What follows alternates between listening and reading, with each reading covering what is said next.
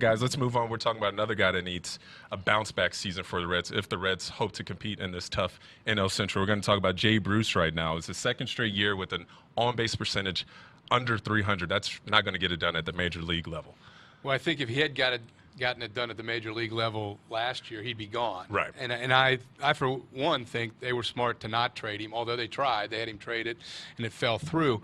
But I can't see anything but his value going up. I mean, I think he's at his all-time low right now after 2 bad years.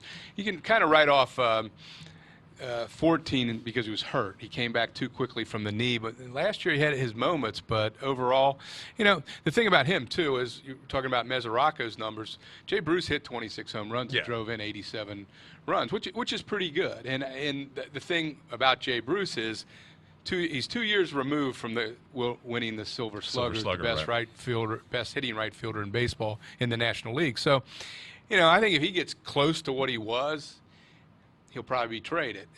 There's not many scenarios where I see him making it through the year. They're in the rebuilding thing. He's signed for 1 more year at a pretty reasonable rate, but a lot of things would have to line up for them to consider keeping him beyond the end of the 16 season. Well, and you think that reasonable other year on that contract also makes him attractive to a trade suitor because they're not just getting a rental player. They're getting someone who can help them this year and next year without breaking the bank. It's a good point that you brought up his trade value because I feel like Aroldis Chapman, they got him at the nadir of his trade value. Todd Frazier had a really, really poor second half. They got him kind of they gave him away for probably 50 cents on the dollar as opposed to getting full value out of him. Jason, what are you expecting out of Jay Bruce?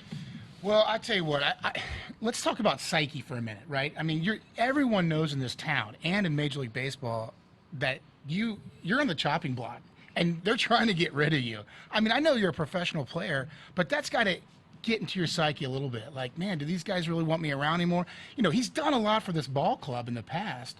You know, how do you deal with that? I mean, you know, hey, you got to go out there and do your job. People aren't, you know, picking the Reds to win the Central. But I'm just curious about how he's going to bounce back and have a better year than last year.